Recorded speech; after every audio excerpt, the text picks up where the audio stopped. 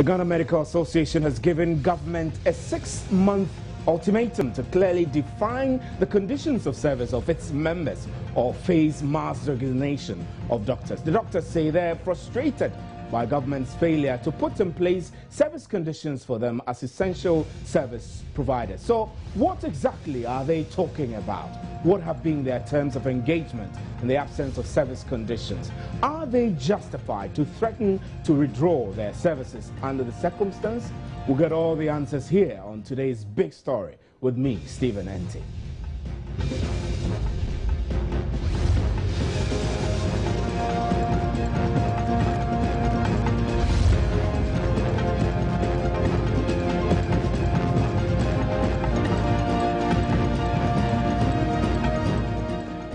Doctors have warned they will consider themselves unemployed if their conditions of service are not negotiated and signed by June 30, 2015. A communique issued by the Ghana Medical Association at the end of its annual general conference in Takoradi said it will pursue this agenda till the deadline, after which the doctors will consider themselves unemployed. According to them, they find it unacceptable to pay their own medical care after contracting diseases in the line of duty. Let's get a better understanding of what exactly the doctors are saying, and we're joined on the line now by Dr. Justice Youngson, who is the Deputy General Secretary of the Ghana Medical Association. Good evening, sir, and thanks for your time on today's big story.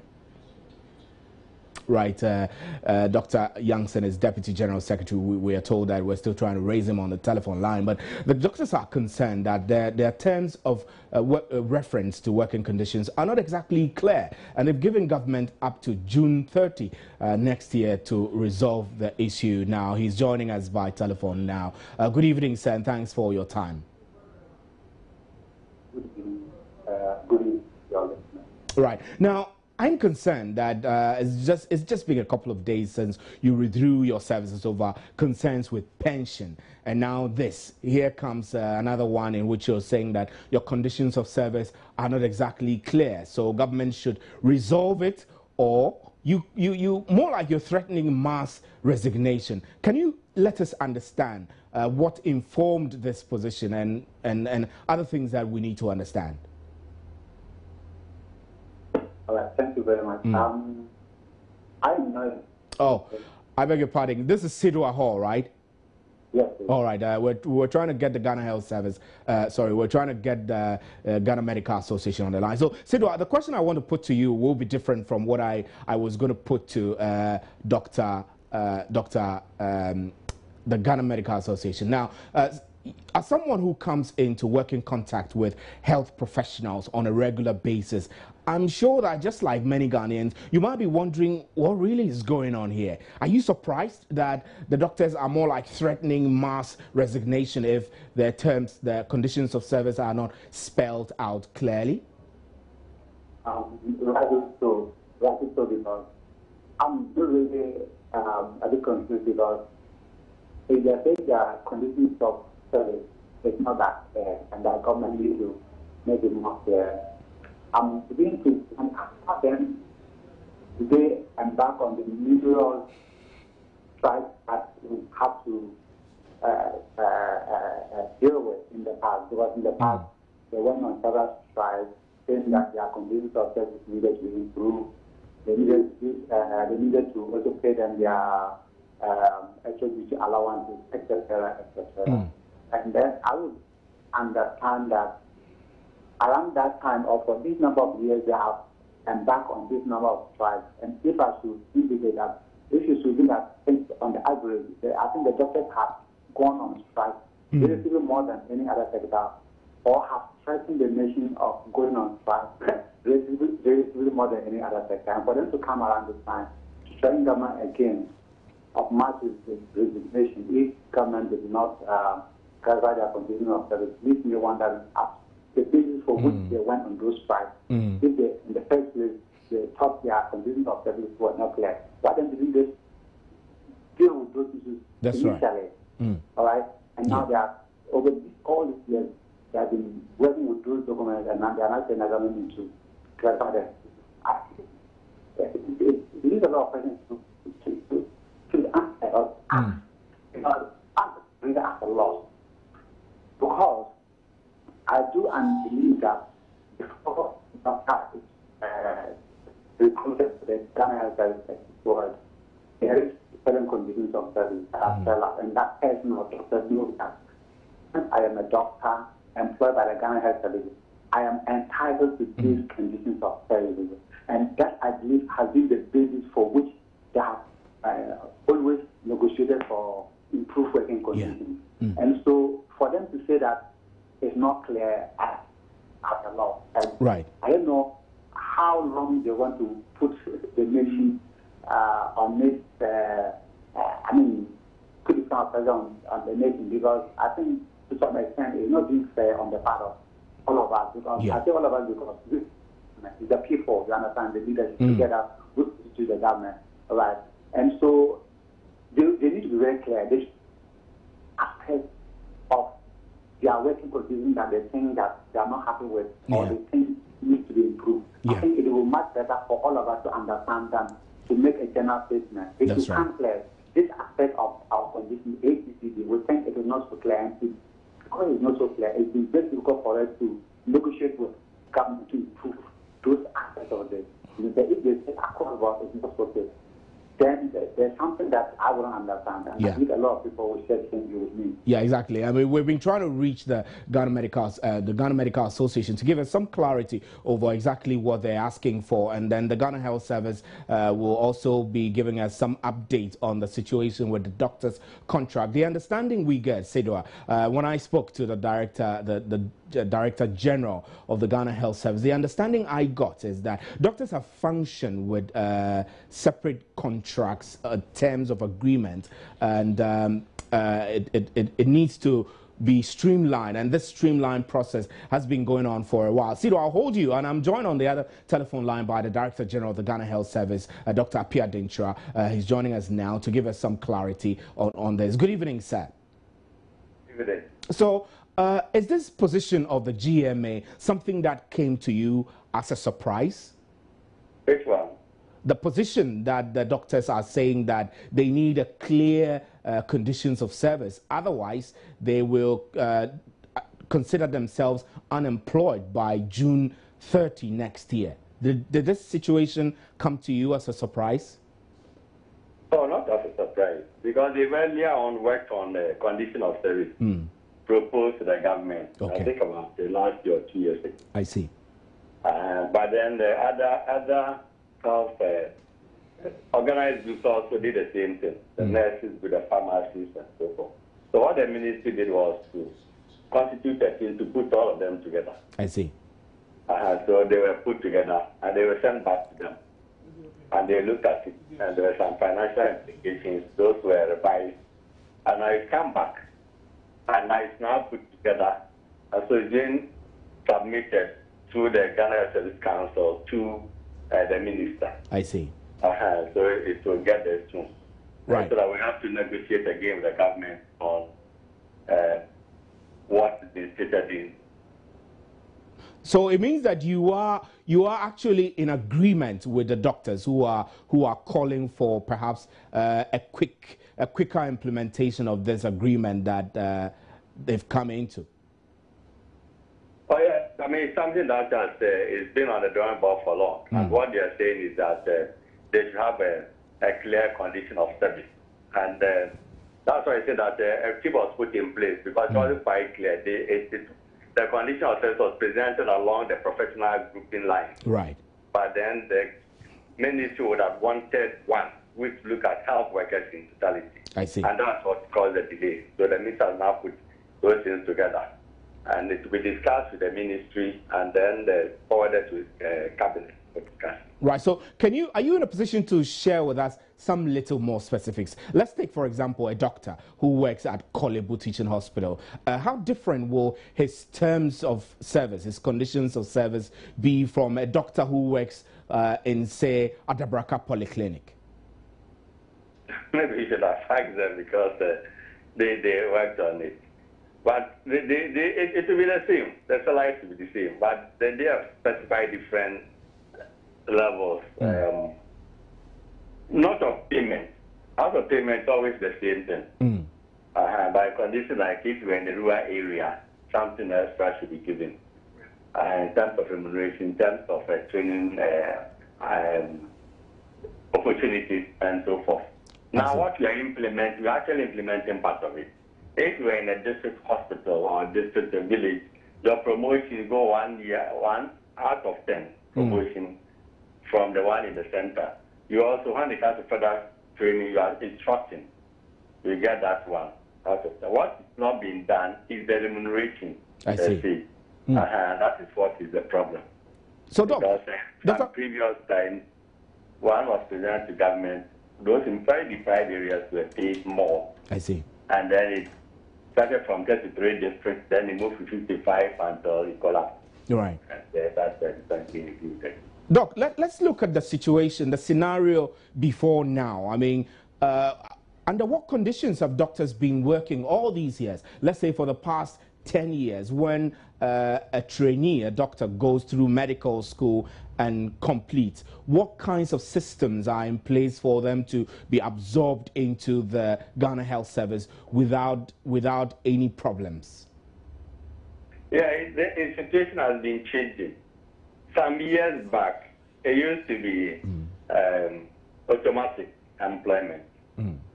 But of late, it has changed to advertising and then making sure that they move to the location of their choice and also of location where there is vacancy. So, for example, if Accra is full and then Bolga is vacant, that means that you have to choose Bolga. Right. But sometimes when people do not want Bolga, then they don't go there. And that is where we see that, no, we have to find a way of putting a lot of incentive in the areas where we want them to go. Because when they don't go, they stay in the cities and work all the same in the private sector, not in the government, because that's the government.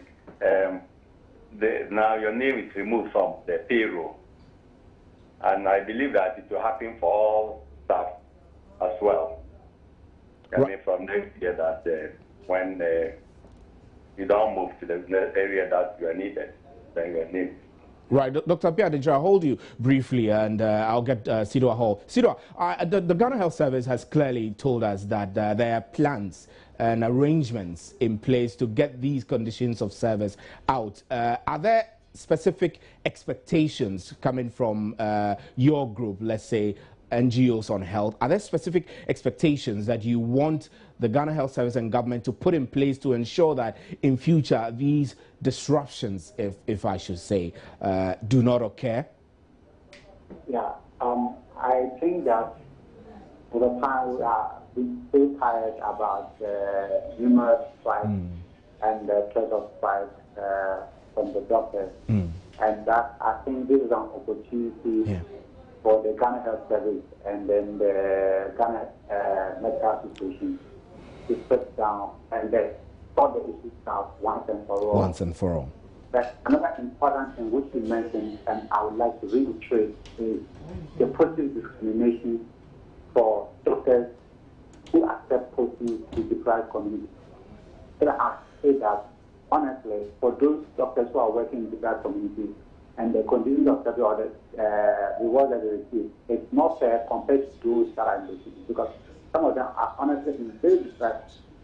And so I would have thought that the Ghana Health Service and the Ministry of Health will conscious effort to discriminate possibly, and that the difference should be much significant. Right. You know, for example, if a doctor is working in a deprived community, and maybe in terms of what is going to get, he or she is going to get as an additional cushioning, the difference is like 500 Ghana cedis or 1,000 Ghana cedis compared to the one in the city. Yeah. It does not make any difference because the one in the city has access to a lot of social amenities. The children of that doctor will attend relatively the best schools, and the doctor will have opportunity to also do locum, if I can put it that way. That's right. So, I mean, what you're saying is that, I mean, in considering the remuneration of people who accept posting to rural areas, a lot more must be done, and their incentive gap should be well motivating enough for them to take posts to these rural areas, right? Absolutely. Right. And it is, I'd like to use this opportunity to draw attention to this. You will realize that when you go to some of the dispatch districts, the vehicles that are allocated to those districts, they are the old reserve vehicles that cannot be on the road for 5 consecutive days, and yet the brand new vehicles are located at the regional centers and at the national capital. I think that is wrong. It is not. It does not help us. Rather, because in the city, if the official vehicle does not work, somebody can actually get a service vehicle like a taxi, right? But in the rural area, you don't have this commercial vehicles. So we will suggest that they should try as much as possible to make these vehicles available, because these are some of the things that constrain or frustrate doctors who accept patients to the rural areas. Right. Sometimes they sit and look at people die. A woman died at one of the California because the doctor had gone for further training, and the nurses could not handle the case. They referred her to Yendu hospital. There was no any vehicle there. The woman, they looked at the woman to die because the national ambulance was sitting somewhere in Tamale. I mean, that is precursor. It looks so weird. Right, Seydou, we're grateful for your time. I'm afraid this is where we'll bring our discussion with you. We're grateful for the concerns that you've raised. Now, Dr. Appiah-Denkyah is still on the line. So, Doc, I need to find out from you what negotiations you've been having with the doctors up to this point, where they came out to issue a communique that if their conditions of service are not spelled out, they will lay down their tools come 6 months from now. The negotiation is not with Ghana Health Service, the government. Okay. We are in support of what health workers in general are saying. I mean, like what the lady said, that's what it should be. That's right. It's the government that we're petitioning that all people in the rural areas should have decent accommodation so that they do not suffer unduly. All of them, we expect that they should have extra remuneration. I mean, especially depend on the deprived area and so forth. And we expect that when it comes to training facilities, further training, they should have the sponsorship to go and do it. And those are the things we presented, but normally it depends on ability to pay, and that's why negotiation is with the government. What the GMA is presented is the health positions point of view, which all the health providers, teaching hospitals, all of them is one thing for health workers, which is being presented to government. Right. So it's in order. I see. So do you get the indication from government that this will be resolved before 6 months, let's say before June 30, this should be resolved and doctors will get the clearly spelled out conditions of service? It's all health workers. All health workers. I believe that, yes, the negotiation will continue and the government will look at it. Initially, we need to cost the condition of service. I mean, all those that I've mentioned. So the government sees the burden, financial burden, and that one is being done. But it's the same team, a team of doctors, nurses, a team of pharmacists, they came together to develop after the individual groups have brought theirs. But now that we got a composite one. So now the negotiation will start again. That we got a new minister. Right. Right. Now, earlier I asked you the question of how when new trainees, medical personnel finish their training, how they are absorbed into the Ghana Health Service. I wanted to really clearly figure out how it is done to such an extent that they could be working without clearly spelled out conditions of service. What is done is that now, you know, I told you I keep on changing. First, it used to be automatic entry. Okay. Anybody who is trained, all health workers. But as the condition becomes difficult in Ghana now, everybody is strictly by financial clearance. So the government starts a budgeting process throughout the whole country, and that the budget has to be approved. When it's approved, then you know your the remuneration, the budget. If that's good, then the ministry then calls a meeting according to the budget, and then allocates the personnel that people are supposed, the various agencies are supposed to employ. And then when that is done, then the agencies will then indicate the vacancies and have what they call it, interviews, and pick those people who will work for them according to the government clearance. And then after the interview, then it will send to the Ministry of Health. The Ministry of Health will then send to the Ministry of Finance for financial clearance. And the Minister of Finance, if you can take it a long time. Now we have a lot of less by 3,000 sitting down there. Financial clearance. Then when financial clearance comes, it will now come back to the ministry. Then the ministry will then send to the agencies. Then the agencies then can now issue appointment letters. And then people have to now reply the appointment letter that they've accepted. And by the time it comes, they found themselves jobs elsewhere. And then after they reply and it comes back, then we have to then send to the ministry again, input into the IPPD. And IPPD then gets to the controller, and then controller then pays. I see. So that's a very long process. That's a very, indeed, that's a very, very long process. Do you think things are going pretty well? I mean, I'm wondering why it has taken this long to get clearly spelled out conditions of service. And of course, you are in support of the Ghana Medical Association, so I'm sure you've been pushing for this to be resolved once and for all.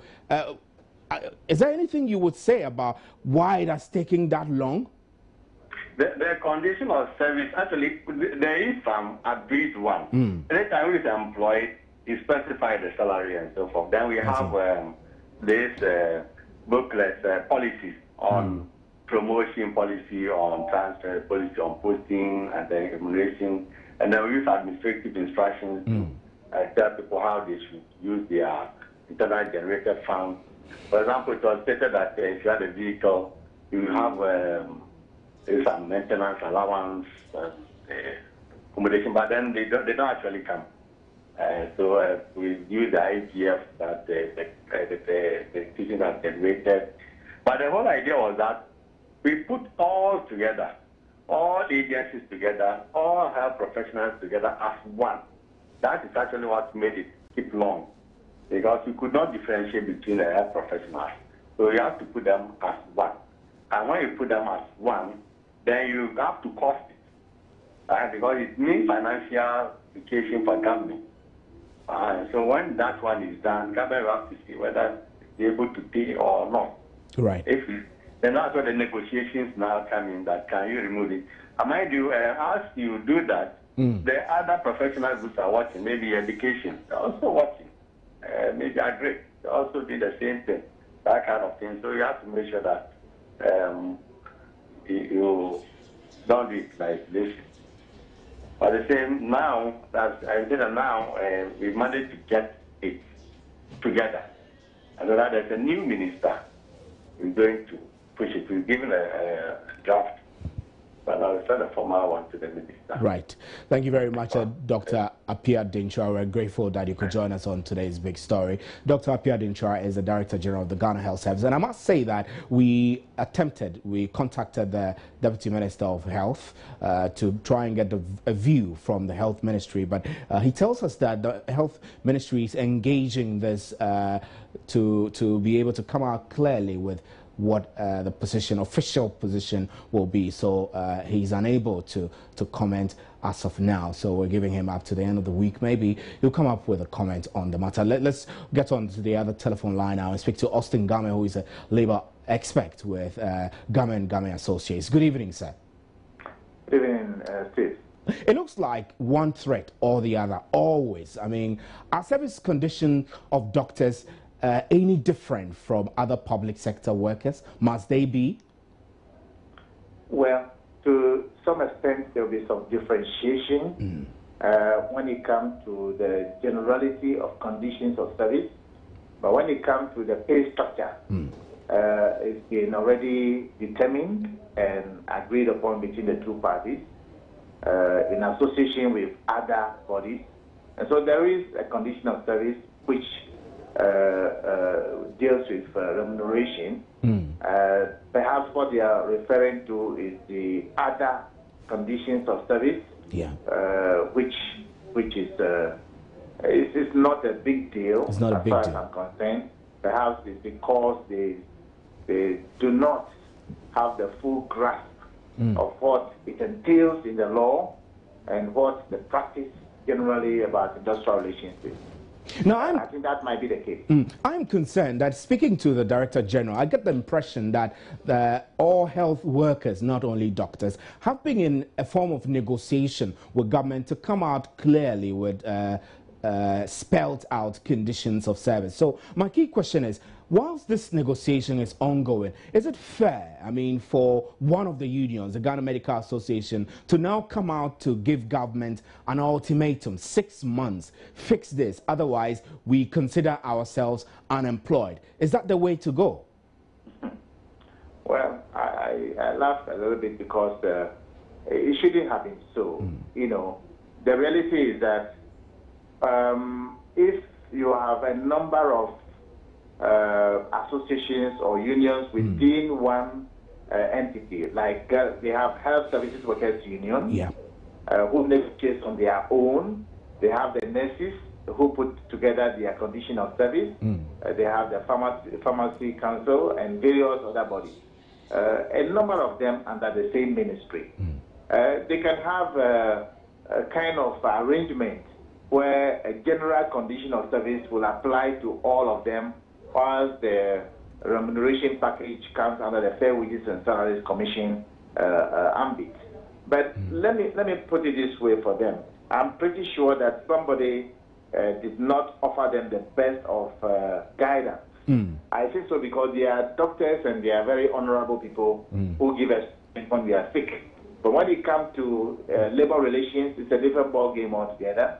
And I appreciate perhaps their handicap. Section 97 of the law of Labor Act 651 enjoins either party, not only the employer, either party. And often I can assure you on authority, I've been a union leader since 1974, so I know what I'm talking about. It is for the union to first submit proposals to the employer, seeking to negotiate with the employer their terms and conditions of service. Because the Ghana Medical Association is also a certified trade union. And they have a bargaining certificate issued by the Registrar of Trade Unions. So they have the right to negotiate. They don't need to give anybody ultimatum because to suffer is an option they have to exercise on their own. But they don't need to do that. And according to the law, under Section 97, they have the right to submit to the employer a proposal for negotiation. And within 14 days, under the law, Section 104, if the employer fails to come to the table, the Labour Commission will be seized with that information. And they will declare the employer to go to the table immediately, and the law says they will have to comply. There is no excuse about it. So I don't know why they want to choose the option of suffering by way of a mass resignation because they themselves fail to submit proposals for negotiation.